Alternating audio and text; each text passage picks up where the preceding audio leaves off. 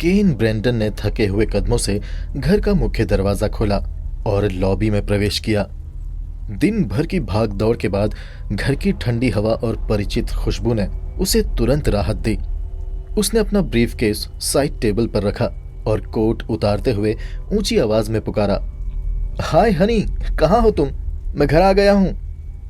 रसोई की ओर से उसकी पत्नी बेटी की मधुर आवाज गूंजी, मैं किचन में हूं, और कहाँ होंगी मैं? केन मुस्कुराया और धीरे धीरे रसोई घर के चमकदार दरवाजे तक पहुंचा। दरवाजे पर रुककर वो कुछ पल खामोश रहा और बस अपनी पत्नी को निहारता रहा। उसकी पत्नी बेटी स्टोव के पास खड़ी थी और कुछ पका रही थी। शाम की सुनहरी रोशनी खिड़की से आकर उसके सुनहरे बालों पर पड़ रही थी, जो हल्के हल्के लहरा रहे थे।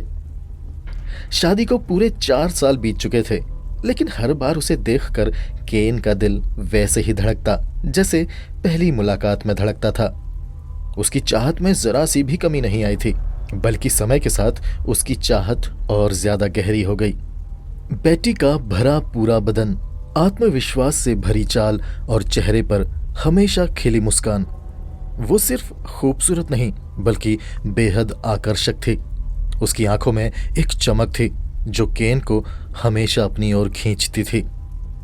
बेटी एक कुशल गृहिणी थी, घर को इस तरह संभालती थी जैसे कोई कलाकार अपनी कृति को तराशता है, लेकिन उसकी असली ताकत उसकी नौकरी में झलकती थी। वो पैराडाइज सिटी के सबसे मशहूर गायनेकोलॉजिस्ट डॉक्टर हैंस के क्लिनिक में रिसेप्शनिस्ट थी। क्लिनिक में काम करना कोई साधारण बात नहीं थी। मरीजों की भीड़, अपॉइंटमेंट्स और जटिल शेड्यूल और पेशेंट्स की प्राइवेसी का ध्यान रखना, सब कुछ बखूबी संभालना पड़ता था। बेटी ये सब इतनी आसानी से करती थी जैसे ये उसका जन्मसिद्ध अधिकार हो। बेटी की साप्ताहिक तनख्वाह केन से कहीं ज्यादा थी। ये बात केन के मर्दाना अहंकार को बहुत चुभता था, लेकिन वो इसे स्वीकार कर लेता क्योंकि इसी कमाई की बदौलत उसकी जिंदगी इतनी आरामदायक थी। 2 लग्जरी कार्स, शहर के सबसे अच्छे इलाके में एक खूबसूरत बंगला, छुट्टियों के लिए बचत और भविष्य की कोई चिंता नहीं। इस आरामदायक जिंदगी में बेटी का योगदान ज्यादा था। कैन खुद पैराडाइज इंश्योरेंस कॉरपोरेशन में हेड सेल्समैन था। उसकी तनख्वाह भी अच्छी खासी थी, लेकिन अपनी पत्नी से आगे निकलने की चाह में वो अक्सर ऑफिस टाइम के बाद भी मीटिंग्स और क्लाइंट कॉल्स में लगा रहता था। उसकी पत्नी बेटी इसके उलट सुबह के कुछ घंटों की नौकरी के बाद घर लौटकर आ जाती और घर का सारा काम संभाल लेती थी। सफाई, खरीदारी, खाना और सब कुछ। खाना बनाने का उसे बेहद शौक था। हर शाम वो कोई नई डिश बनाकर केन के लिए तैयार रखती थी। घर में हमेशा नई नई खुशबुएं फैली रहती। जिंदगी सच में खूबसूरत थी। दोनों कमाते थे, वो दोनों एक दूसरे पर निर्भर नहीं थे। अपना घर था और सबसे बड़ी बात थी कि उनका प्यार आज भी वैसे का वैसा ही ताज़ा था जैसे हनीमून के दिनों में। केन किचन के दरवाजे पर खड़ा होकर शरारत भरी निगाहों से अपनी पत्नी बेटी को ही देख रहा था और उसने धीरे से उसके पास आने की कोशिश की। मेरे पास आने की जरूरत मत करना, बेटी ने बिना पलटे मुस्कुराते हुए चेतावनी दी और आगे बोली, आज मैं एक बहुत खास डिश बना रही हूं, मुझे कुकिंग पे फोकस करने दो प्लीज। इस काम के लिए कभी कोई वक्त गलत नहीं होता, केन ने हंसते हुए कहा और उसके कंधे पर हाथ रखने की कोशिश की। अब बस भी करो यार, बेटी ने हल्के से उसे पीछे धकेला। आज मैं तुम्हारे लिए सी फूड बना रही हूं, लॉबस्टर और प्रॉन्स वाली स्पेशल रेसिपी। कोई रेस्टोरेंट मुझसे बेहतर नहीं बना सकता, मैं दावे के साथ कह सकती हूं। Sea food? केन की आंखें चमक उठी। वो पीछे हटते हुए बोला, हाँ फिर तो आज रात का डिनर यादगार होने वाला है ना? उसने फ्रिज खोला और अपनी पसंदीदा शराब, जिन और मार्टिनी निकाली और बोला, हाँ, जब तक खाना तैयार हो मैं एक ड्रिंक ले लेता हूं। कुछ देर बाद वो लाउंज में आरामदायक सोफे पर बैठा था। सिगरेट का धुआं हवा में घूम रहा था और उसका पहला ड्रिंक ग्लास में आधा रह चुका था। बेटी जब रसोई से बाहर आई तो उसने मुस्कुराते हुए पूछा, सच बताओ केन, जब तुम ऑफिस से आए तो तुम्हारे चेहरे पर वो रहस्यमय मुस्कान क्यों थी? तुम्हें कौन सी खबर सुनानी थी? केन ने ग्लास साइड टेबल पर रखा और बड़े गर्व से कहा, हाँ, एक खुशखबरी है, मुझे प्रमोशन मिल गया है। ये खबर सुनकर बेटी की आंखें चमक उठी। वो तुरंत पास आई और केन के गले लग गई। वाह, कॉन्ग्रेचुलेशंस, जरा डिटेल में बताओ। केन ने उसे अपनी गोद में खींचते हुए विस्तार से बताया। कंपनी पैराडाइज इंश्योरेंस सिकाम इलाके में एक नया ब्रांच खोल रही थी और केन को उसका इंचार्ज बनाया गया था। बेसिक सैलरी वही रहेगी, लेकिन अब पूरे बिजनेस पर 15% कमीशन मिलेगा। अगर ब्रांच अच्छा चला तो कमाई दोगुनी तीगुनी हो सकती थी। अब सिकाम? उसकी पत्नी बेटी ने थोड़ा हैरानी से पूछा। उसका चेहरा गंभीर हो गया था। वो बोली, सिकाम? वो तो शहर के उस हिस्से में है जहां ज्यादातर मजदूर और लेबर क्लास रहती है। वहां लोग इंश्योरेंस जैसी चीजों पर पैसे क्यों खर्च करेंगे? केन ने हंसकर समझाया, यही तो हमारी कंपनी की स्मार्ट स्ट्रेटेजी है। वहां हम बच्चों की सुरक्षा और हेल्थ से जुड़ी कम प्रीमियम वाली स्पेशल पॉलिसियां बेचेंगे। महीनों का प्रीमियम बहुत कम होगा, लेकिन वॉल्यूम ज्यादा रहेगा। मुनाफा अच्छा खासा आएगा और मुझे पूरा यकीन है कि मैं इसे सफल बना दूंगा। बेटी ने सहमति से सिर हिलाया, लेकिन फिर कुछ पल चुप रही। केन ने बात आगे बढ़ाई और रुक रुक कर बोला, अब एक और बात, स्टनवुड की बेटी भी मेरे साथ उस ब्रांच में काम करेगी। कंपनी ने उसे मेरा असिस्टेंट बनाया है। स्टनवुड की बेटी? उसकी पत्नी बेटी ने भौवें सिकोड़ते हुए पूछा। अब वो कैसी दिखती है, कैसी है? अरे मुझे क्या पता कैसी है, केन ने हंसते हुए कहा। कल मैं उसे पहली बार मिलूंगा, बस मैंने इतना ही सुना है कि वो बहुत स्मार्ट और बोल्ड है। उसकी पत्नी बेटी मुस्कुराई, लेकिन उसकी मुस्कान में कुछ छिपा सा था। वो कुछ पल खामोश रही, फिर उठकर बोली, चलो मैं डिनर सर्व कर देती हूँ। प्रमोशन की खुशी में आज पेट भर के खाना। पैराडाइज सिटी चमक दमक और लग्जरी का शहर था। ऊंची इमारतें, शॉपिंग मॉल्स, 5 स्टार होटल्स और अमीरों की चमचमाती कारें। लेकिन शहर से बस कुछ मील दूर बसा सिकाम बिल्कुल अलग दुनिया थी। सिकाम मजदूरों की बस्ती, जहां जिंदगी मेहनत और संघर्ष से चलती थी। पुरानी ईंटों की इमारतें, तंग गलियां, छोटे छोटे अपार्टमेंट्स, सस्ते बार और बाजार जहां हर चीज पर मोल भाव होता था। नया ऑफिस इसी सिकाम की व्यस्त व्यू रोड पर एक पुरानी बिल्डिंग के ग्राउंड फ्लोर पर था। केन जब पहली बार वहां पहुंचा तो उसका दिल थोड़ा सा धक्क से रह गया था। सेकंड हैंड कुर्सियां, टेबल, धूल से भरा पुराना टाइपराइटर, दीवारों पर पेंट उखड़ा हुआ और सबसे बुरी बात, कोई एयर कंडीशनर नहीं। गर्मी और उमस इतनी थी कि पसीना छूट रहा था। ये सब उसके पिछले शानदार कांच की दीवारों वाले एयर कूल्ड ऑफिस से बिल्कुल उलट था। लेकिन केन जानता था कि ये एक चुनौती है और उसे चुनौतियां पसंद थी। अब सबसे बड़ी बात यह थी कि उसे यहाँ स्टनवुड की बेटी के साथ काम करना था, जिसे वो अभी तक जानता भी नहीं था। दोपहर के करीब 12 बजे दफ्तर के दरवाजे पर एक जोर की दस्तक हुई। केन कुर्सी से उठा और बाहर निकला। सामने एक युवती खड़ी थी। उम्र यही कोई 24-25 साल। कंधों तक सुनहरे लहराते बाल, बड़ी बड़ी हरी आंखें जो आत्मविश्वास से चमक रही थी। उसने फटी हुई ब्लू जीन्स और सादी सफेद टी शर्ट पहनी थी, लेकिन उसका अंदाज इतना बेबाक था कि लग रहा था जैसे वो किसी फैशन मैगजीन से निकल कर आई हो। हाय, उसने बेझिझक मुस्कुराते हुए कहा। क्या तुम ही केन ब्रैंडन हो? केन ने हामी भरी। उसके बाद उस युवती ने तुरंत अपना फोन निकाला और अपने पापा को कॉल किया और बोली, पापा, हाँ मैं पहुंच गई, लेकिन इस ऑफिस की क्या हालत है? पुराना टाइपराइटर, कोई एसी नहीं, ये ऑफिस तो भट्टी बनी हुई है। अगर आज शाम तक यहाँ नया सामान और एसी नहीं आया तो मैं बिल्कुल भी काम शुरू नहीं करूंगी। केन हैरानी से सुनता रहा। लड़की में गजब का कॉन्फिडेंस था। फोन रखते ही उसने केन की ओर देखकर आंख मारी और कहा, चिंता मत करो, सब ठीक हो जाएगा, पापा मान जाएंगे। फिर खुद को इंट्रोड्यूस करते हुए बोली, मैं कोरेन हूँ, कोरेन स्टनवुड, और प्लीज मुझे मिस स्टनवुड मत बुलाना, बस कोरेन कहना। उसके बाद उस लड़की कोरेन ने अपने ऑफिस का मुआयना किया और केन को सलाह दी, यहाँ के लोगों से घुलने मिलने के लिए तुम्हें ऐसे फॉर्मल सूट बूट छोड़कर साधारण कपड़े पहनने चाहिए। ये इलाका अमीरों वाला नहीं है, यहाँ पे साधारण सीधे साधे लोग रहते हैं, तो वैसे ही कपड़े पहनना ताकि उनसे जल्दी घुल मिल सको। केन को उसकी बात एकदम सही लगी। इस लड़की में कुछ तो खास था। केन तुरंत घर लौटा। उसने जल्दी से कैजुअल शर्ट और जीन्स पहनी और वापस ऑफिस आ गया। कोरेन ने जैसे ही केन को देखा, उसने मुस्कुराकर अप्रूवल दे दिया कि हाँ, ये कपड़े एकदम सही हैं।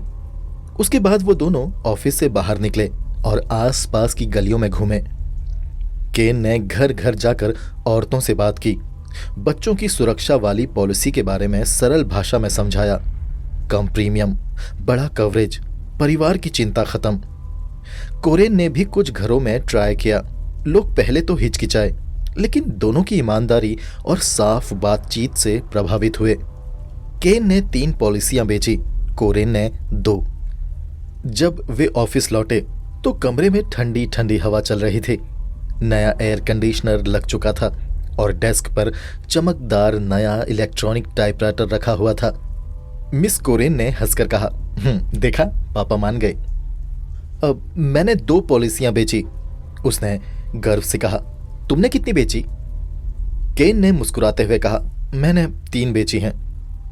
दोनों एक दूसरे को देखकर हंसे। उन्हें पूरा यकीन हो चुका था कि ये नया ब्रांच न सिर्फ चलेगा बल्कि धमाल मचाएगा। ऑफिस के पहले दिन उसने जितनी पॉलिसियां बिकने का अनुमान लगाया था, उससे आधी तो बिक ही चुकी थी। ऊपर से कुछ और बिजनेस की भी उम्मीद थी। कुल मिलाकर पहला दिन बेहद शानदार गुजरा था। लंच के दौरान कोरेन बाहर गई थी। तब केन ने कंपनी की ओर से एक नया ड्राफ्ट तैयार किया था। हेड ऑफिस के सेल्स डायरेक्टर की सहमति मिलने के बाद उसने ये प्लान सेट किया था कि पैराडाइज सिटी कॉरपोरेशन सिकाम के लोकल बच्चों के भविष्य और सुरक्षा के लिए कैसे मदद कर सकती है। उसके बाद कोरेन के लाए 2 हॉट डॉग खाकर वो नजदीक के एक स्कूल में पहुंचा। वहां का प्रिंसिपल एक दुबला पतला नीग्रो युवक था। वो ड्राफ्ट के पॉइंट्स से सहमत हो गया। केन ने अपने मार्केटिंग स्किल्स का बेहतरीन नमूना दिखाते हुए प्रिंसिपल से पूछा कि क्या बच्चों के भविष्य और सुरक्षा के नाम पर स्कूल की इमारत का इस्तेमाल बच्चों के माता पिता के साथ मीटिंग के लिए किया जा सकता है। उस स्कूल का प्रिंसिपल न सिर्फ खुशी खुशी तैयार हो गया, बल्कि उसने सलाह भी दी कि कामकाजी माता पिता शाम को घर लौटकर दोबारा बाहर निकलना पसंद नहीं करते, इसलिए मीटिंग किसी वर्किंग डे के बजाय रविवार को रखना सही होगा। उस प्रिंसिपल की बात पर दम था, लेकिन केन को अपने हफ्ते की छुट्टी का बलिदान होते हुए देखकर बुरा लग रहा था। फिर भी बुझे हुए मन से वो बोला, ठीक है, इस हफ्ते रविवार दोपहर बाद मीटिंग रख लेते हैं। बातचीत के बाद प्रिंसिपल ने उसे 4 ऐसे लड़कों के नाम पते भी दिए जिनके माता पिता शाम को घर घर जाकर प्रोस्पेक्ट्स और पैम्पलेट्स बांट सकते थे। ये बड़ी मदद थी। केन ने एक लोकल प्रिंटिंग प्रेस से संपर्क किया और बुधवार दोपहर तक 3000 पैम्पलेट छपवाने का ऑर्डर दे दिया। आखिरकार वो ऑफिस लौटा और कोरेन को सारे दिन का हिसाब बताया। कोरेन, इस रविवार को प्रोग्राम है, उसने कहा। मुझे तुम्हारी मदद चाहिए होगी, प्लीज ऐन मौके पर मना मत कर देना। अब रविवार? उस दिन तो मैं किसी के साथ डेट पर जा रही हूं, उसने मुस्कुराते हुए कहा। अब लेकिन उससे कोई फर्क नहीं पड़ता, मैं तुम्हारी मदद के लिए आ जाऊंगी। ओह, शुक्रिया कोरेन, केन ने कहा। वैसे अब तुम जा सकती हो, मुझे थोड़ा और वक्त लगेगा, मैं ऑफिस बंद करके घर चला जाऊंगा।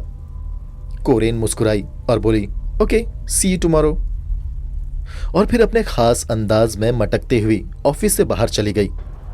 उसके जाते ही ऑफिस फिर से सुनसान हो गया। केन काम खत्म करके देर रात घर पहुंचा। वहां उसकी पत्नी बेटी टीवी देख रही थी। उसे आया देखकर उसने टीवी बंद की और मुस्कुराते हुए उसके पास आई और बोली, ओह केन, क्या तुम इन कपड़ों में ऑफिस गए थे? हाँ, केन ने मुस्कुराते हुए कहा और बोला, यार फ्रिज में कोई बियर पड़ी है तो दे दो। और खाने में क्या है? मुझे बहुत जोरों की भूख लगी है। हाँ, सब तैयार है। बेटी ने डाइनिंग टेबल की ओर इशारा किया। तुम बैठो, मैं बियर ले आती हूं। केन डिनर टेबल पर गया और खाना खाने लगा। बेटी बियर लेकर लौटी और केन के सामने बैठ गई और बोली, अब बताओ। केन ने खाते खाते दिन भर की सारी डिटेल्स बता दी, लेकिन जानबूझकर रविवार के प्रोग्राम का जिक्र नहीं किया। अब मैंने पहले ही दिन मोटा कमीशन कमा लिया है, केन ने गर्व से कहा। ओह, मार्वलस, बहुत बढ़िया।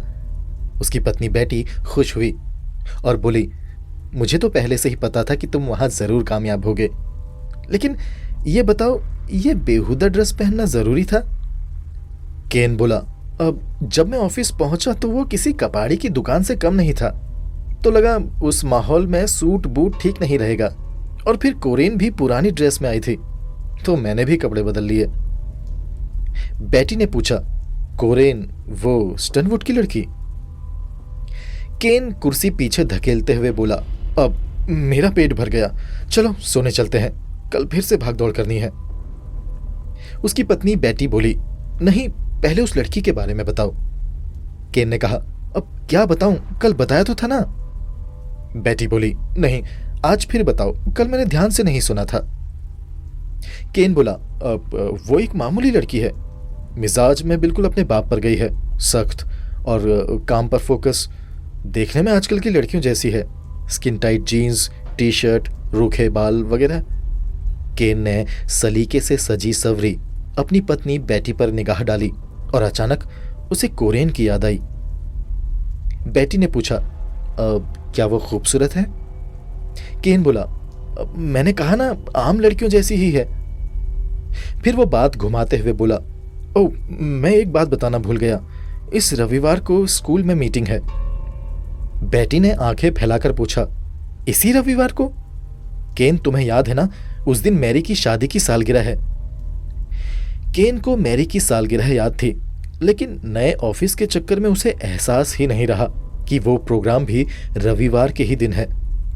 ओह, आई एम सो सॉरी, मैं बिल्कुल ही भूल गया था, लेकिन इस रविवार के अलावा स्कूल मिलना बहुत मुश्किल है। मैंने प्रिंसिपल को बड़ी मुश्किल से मनाया है इस रविवार के लिए। बेटी बोली, लेकिन केन, तुम मैरी के साथ ऐसा नहीं कर सकते, तुमने वादा किया था। मैरी बेटी की बड़ी बहन थी। केन उसे पसंद नहीं करता था। उसका पति जैक कॉरपोरेशन का वकील था, बेहद बोरिंग आदमी। फोर्ट लॉडरडेल में उसका अपना मकान था। 10वीं सालगिरह पर उन्होंने पहली बार पूरे दिन का प्रोग्राम रखा था, बारबेक्यू लंच, शानदार डिनर और आतिशबाजी। केन का वहां ना जाने का कोई बहाना नहीं चलने वाला था।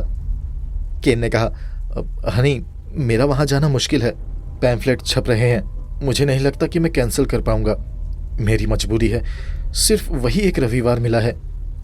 ये सुनकर उसकी पत्नी बेटी निराश हो गई और बोली, तो फिर तुम कब तक फ्री होगे? केन बोला, शाम 7 बजे तक तो हो ही जाऊंगा। एक काम करना, तुम अकेली चली जाना, मैं आतिशबाजी तक तो पहुंच ही जाऊंगा। बेटी खुश हो गई। चलो ठीक है, मैं पहले पहुंच जाऊंगी और मैरी को समझा दूंगी कि कोई जरूरी काम पड़ गया था। उसके बाद बेटी ने डिनर टेबल से प्लेटें उठाई और किचन में चली गई। केन भी उसकी मदद करने के लिए पीछे पीछे किचन में चला गया। बेटी ने केन से पूछा, अब क्या तुम अब हमेशा ऐसे ही देर से आओगे? केन बोला, अब नहीं, अगर रविवार का प्रोग्राम कामयाब हुआ तो आगे देर तक काम करने की जरूरत नहीं पड़ेगी। बेटी बोली, केन, तुम्हें एहसास है ना, अगर ऐसा चलता रहा तो हमारे बीच में दूरियां बढ़ती जाएंगी। केन ने कहा, मैंने कहा ना ऐसा कुछ नहीं होगा, मुझ पर भरोसा रखो। किचन से फ्री होकर दोनों बेडरूम में लेट गए। बेटी जल्दी सो गई, लेकिन केन की आंखों में नींद नहीं थी। उसके दिमाग में कोरेन घूम रही थी। लाख कोशिशों के बावजूद वो सो नहीं सका। अगले दिन तेजी से गुजरे। सेल्स मैनेजर की विजिट में कोरेन ने कोई भाव नहीं दिया था। केन ने दुकानदारों से जान पहचान बढ़ाई। ज्यादातर लोगों ने गर्मजोशी दिखाई और बताया कि उनकी पहले से ही दूसरी पॉलिसियां चल रही हैं, लेकिन उन्होंने वादा किया कि वो पुरानी पॉलिसियां खत्म होने के बाद वो पैराडाइज इंश्योरेंस से ही पॉलिसी लेंगे। उसके बाद केन की कोरेन से मुलाकातें कम होने लगी। ये दूरी राहत तो देती थी, लेकिन रातों को वो ख्यालों में घूमती रहती थी। शुक्रवार की शाम ऑफिस बंद हुआ। शनिवार को केन ने अपने घर के लॉन की देखभाल की। शाम को अपनी पत्नी बेटी के साथ घूमने गया, फिल्म देखी और सी फूड डिनर किया। लेकिन पूरे वक्त वो कोरेन के ख्यालों में खोया रहा। कोरेन ने बताया था कि रविवार दोपहर वो अपने पिता की यॉट पर जा रही है। यॉट यानी कि पानी का एक छोटा सा जहाज। रविवार सुबह केन की पत्नी बेटी फोर्ट लॉडरडेल के लिए निकल गई। केन ने वादा किया कि वो जल्दी पहुंचेगा, लेकिन वो स्कूल मीटिंग पूरी तरह फ्लॉप रही। हॉल में घुसते ही केन को एहसास हो गया कि 500 लोगों की भीड़ के हिसाब से किए गए इंतजाम बेकार थे। वहां सिर्फ चंद लोग आए थे। कोरेन और प्रिंसिपल हेनरी के चेहरे पर गहरी निराशा थी। केन ने गिना तो कुल 35 लोग मौजूद थे, जबकि कम से कम 500 लोगों के आने का अंदाजा लगाया गया था। फिर भी उसने व्यापारी मुस्कान के साथ सबका स्वागत किया और होशियारी से सबको अपना प्लान समझाया। 10 मिनट के अंदर उसने अपनी पूरी बात समझा दी। उसके बाद सवाल जवाब चले। हालात अच्छे नहीं थे, लेकिन एक गोरे ट्रक ड्राइवर ने प्लान से सहमति जताई और कॉन्ट्रैक्ट साइन कर लिया। 4 बजे तक 28 लोगों ने पॉलिसी खरीद ली। बाकी 6 ने सोचने का वक्त मांगा। 4:30 बजे तक मीटिंग खत्म हुई। आखिरी आदमी के जाने के बाद प्रिंसिपल पास आया और बोला, अब मिस्टर केन, मुझे बेहद अफसोस है कि कम लोग आए, लेकिन मेरा तजुर्बा कहता है कि प्रोग्राम नाकामयाब नहीं रहा। आगे जाके आपको इतना काम मिलेगा कि आपको फुर्सत ही नहीं मिलेगी। केन ने प्रिंसिपल हेनरी को शुक्रिया कहा और बाहर आ गया। तेज धूप में कोरेन के साथ चलते हुए बोला, यह प्रोग्राम बैकफायर कर गया। कोरेन ने कहा, लेकिन प्रिंसिपल की बात पर मुझे यकीन है, आगे जाकर हमें बहुत काम मिलेगा। केन ने उसे गौर से देखा। दोनों ने साधारण कपड़े पहने थे। कोरेन ने सादी कॉटन की ड्रेस पहनी थी। केन ने ग्रे जीन्स और टी शर्ट के ऊपर नीली जैकेट डाली थी। केन ने देखा कि उस सादे कपड़ों में भी कोरेन कहर ढा रही थी। अभी तक शाम के 5 बजे थे। वो अभी भी 1 घंटे में अपनी पत्नी के साथ मैरी की सालगिरह पार्टी को अटेंड कर सकता था, लेकिन इसका मतलब था कि आधी रात तक उसे मैरी और उसके पति जैक के साथ रहना पड़ेगा। तभी कोरेन ने उसे पूछा, अब तुम घर के मामूली काम कर लेते हो ना? केन ने कहा, हाँ, पर क्यों पूछ रही हो? कोरेन बोली, अब मेरा मतलब है तुम्हें किसी से मिलने नहीं जाना, तुम्हारे पास 1.5 घंटे का टाइम है। केन की धड़कनें बढ़ गई। अब जाना तो है, लेकिन जल्दी नहीं। मैं 8 बजे तक फ्री हूं, अगर कोई काम है तो बता सकती हो। कोरेन बोली, अब दरअसल मैं अपने बीच हाउस पे जा रही हूं। वहां अलमारी की शेल्फ थोड़ी सी टूट गई है, उसमें ठोक पीट की जरूरत है। क्या तुम उसे ठोक पीट कर ठीक कर सकते हो? केन बोला, हाँ क्यों नहीं, लेकिन बीच हाउस? कोरेन बोली, हाँ, वीकेंड्स पर इस्तेमाल के लिए हमने एक बीच हाउस बनाया है। कल मैं वहां गई थी तो पता चला कि अलमारी टूटी हुई है। दोनों की निगाहें मिली। केन के दिमाग में खतरे की घंटी बजी। उसे बहाना बनाकर टाल देना चाहिए था, लेकिन उसे कुछ सूझा नहीं। कोरेन की मनमोहक मुस्कान के सामने उसने घुटने टेक दिए। कोरेन बोली, अब लगता है तुम घर जाना चाहते हो। ठीक है, चले जाओ। केन बोला, अब नहीं, मुझे तुम्हारी मदद करके खुशी होगी। मैं तो बस सोच रहा था कि तुम्हारे बीच हाउस में टूल किट है या मैं अपने घर से लेकर आऊं? कोरेन बोली, नहीं, वहां सब कुछ है, चलो। केन ने उसे अपनी कार में बिठाया और चल पड़ा। कोरेन बोली, कंपनी ने नया ऑफिस खोलकर हमें यहां ट्रांसफर कर दिया, लेकिन ये इलाका मुझे पसंद नहीं।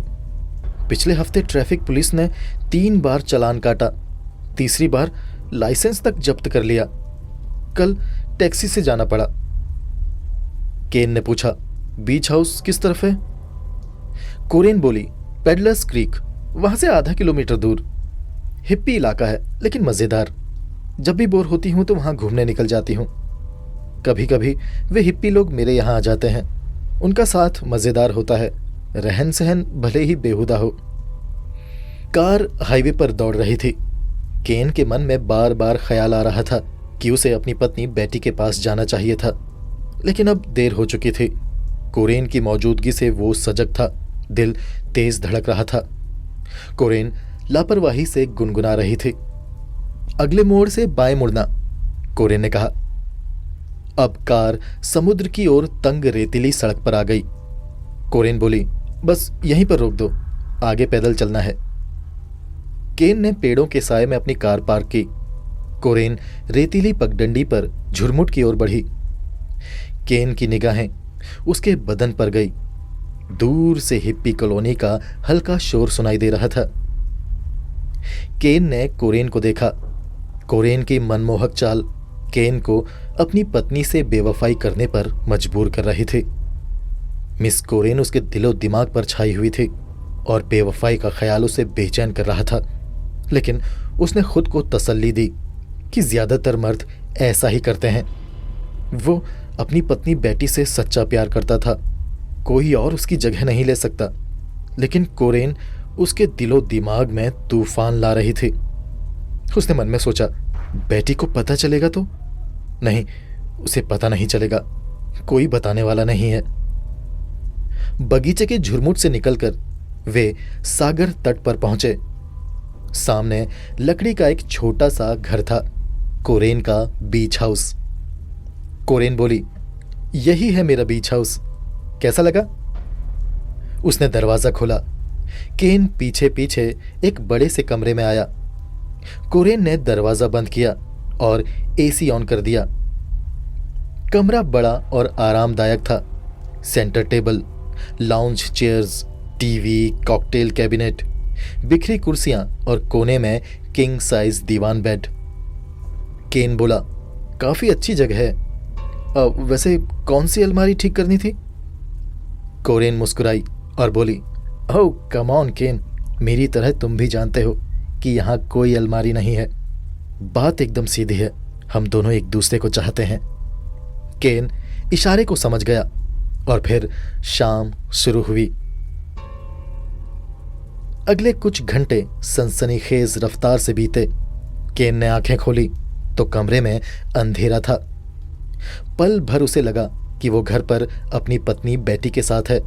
फिर उसे याद आया कि उसने एक गलती कर दी है। उसने लंबी सांस ली और साइड टेबल पर रखे लैंप को ऑन किया। उसके बगल में कोरेन सोई हुई थी।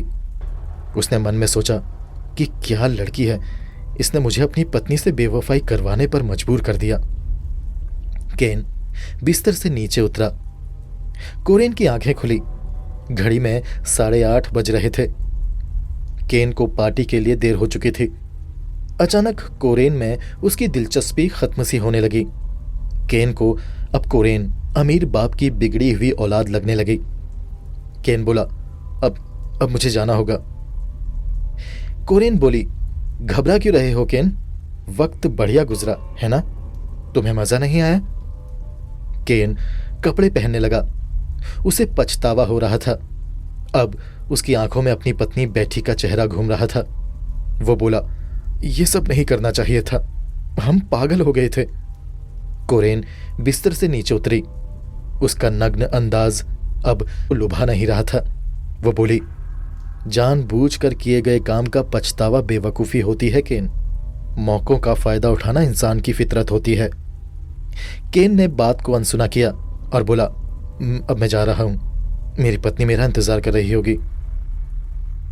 कोरेन मुस्कुराई और बोली, अंधेरा है, अपनी गाड़ी ढूंढ लोगे? केन रूखी आवाज में बोला, हाँ मैं ढूंढ लूंगा। कोरेन ने केन को एक टॉर्च दी और बोली, तुम गजब के प्रेमी हो केन, मुझे तुम पसंद आए, ये लो टॉर्च, जाओ। केन केबिन से निकला और झुरमुट की ओर दौड़ पड़ा। आधा रास्ता तय किया तो उसे सड़ने की बदबू आई। बदबू बढ़ती गई। टॉर्च की रोशनी पगडंडी पर पड़ी तो उसने देखा पगडंडी पर एक नंगी लाश पड़ी थी। एक लड़की की लाश बेरहमी से मारी गई। उसे पसलियों से लेकर टांगों तक चीरा गया था। उसके पास ही खून फैला हुआ था। उस लाश को देखकर केन की सांसें ही रुक गई। वो घबराकर पीछे मुड़ा और उल्टियां करने लगा। कुछ मिनट बाद वो लड़खड़ाते हुए केबिन लौटा। कोरेन हैरान हुई और बोली, क्या हुआ केन? केन लगभग अपनी उल्टियां रोकते हुए बोला, बाहर एक लड़की की लाश है, उसे बुरी तरह से चीरा गया है, एकदम भयानक। कोरेन ने केन की तरफ एक स्कॉच का पैक बढ़ाया। केन ने एक ही सांस में ग्लास खाली कर दिया और बोला, हमें पुलिस को खबर करनी चाहिए। कोरेन चिल्लाई, क्या दिमाग खराब है? पुलिस पूछेगी तुम बेटी के पास ना जाकर यहां क्या कर रहे थे। अलमारी ठीक करने वाली कहानी पर कोई यकीन नहीं करेगा। पापा को पता चला तो नौकरी से निकाल दिए जाओगे और मुझसे ये बीच हाउस छिन जाएगा। केन को लगा कोरेन सही कह रही है। केन बोला, चलो यहां से निकलते हैं।